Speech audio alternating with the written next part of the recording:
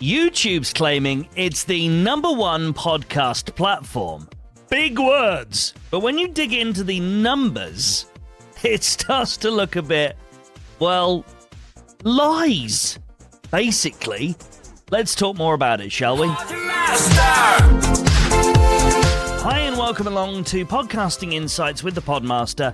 I am the Podmaster Neal Veglio, and YouTube's #1 podcast app status claim is built on shaky survey data, laughable engagement metrics, and a definition of podcast so broad it might as well include my neighbour's WhatsApp voice notes.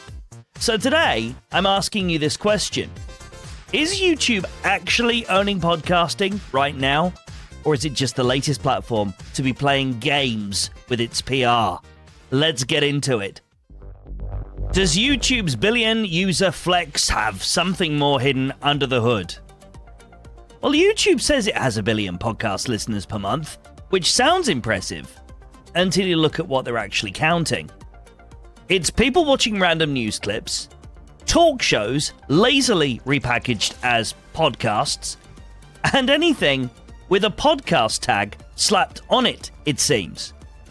And by all accounts, rumors suggest that YouTube themselves are going into the studio logins and changing some of the videos to podcast status within the background. In other words, if a creator has uploaded a video and not correctly tagged it a podcast, they're helping them out with that. Helping. Now, if Apple Podcasts and Spotify used YouTube's definition of engagement, they'd be reporting numbers in the trillions. Does that make sense? No, but it definitely makes for a great press release, which is why YouTube's doing it, I suppose. Maybe that's an idea for Apple Podcasts and YouTube's 2026 marketing strategy. We'll see.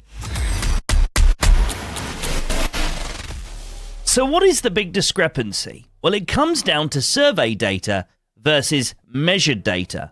YouTube's We're #1 status is based entirely on survey data, not actual listening stats.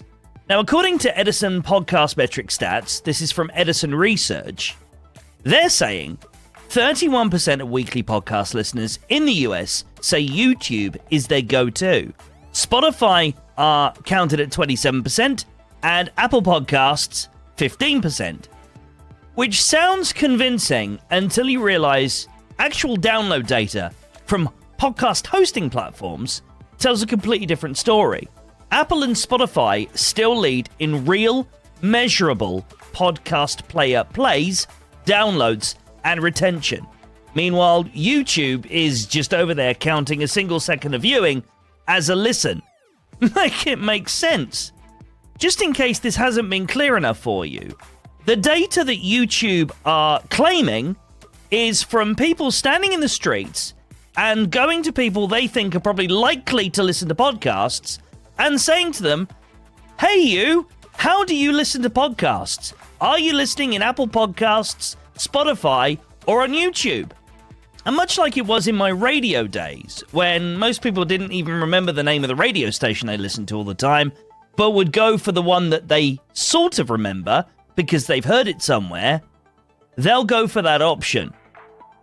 So even if they are listening in Apple Podcasts, there's a good chance they could tell the survey that they're listening in YouTube because it's a more recognizable brand.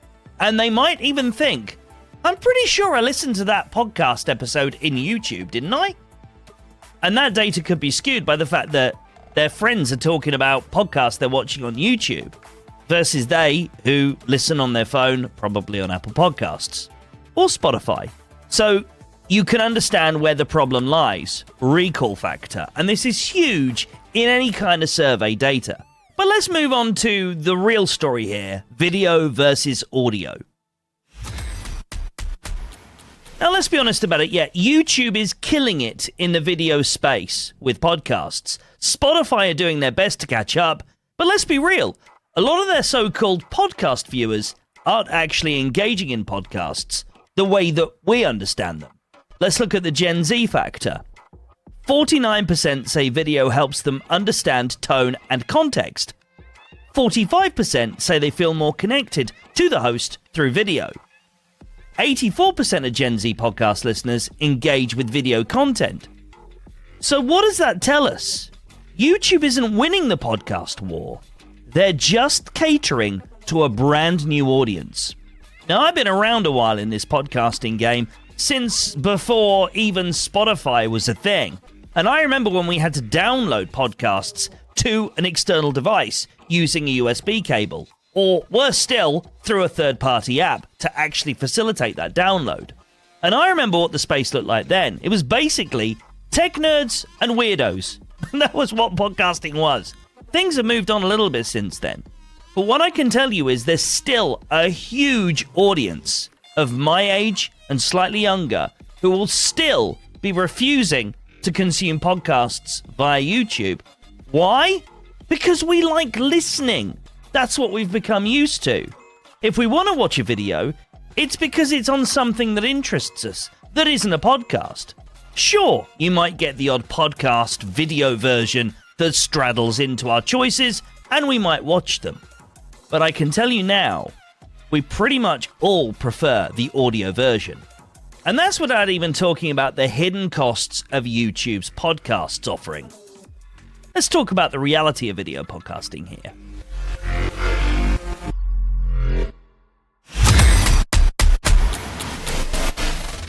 Yes, it has some perks, particularly for those of a marketing persuasion. On the face of it, you get more engagement, better discovery through SEO, and potentially higher ad revenue. But here's the kicker for you. It's not cheap, and it's not easy. You need proper cameras, lighting, and an actual video setup. That's going to cost you quite a bit. Editing a video takes longer, not just for the episode itself, but for the social clips too. And let's be real about it, not everyone wants video.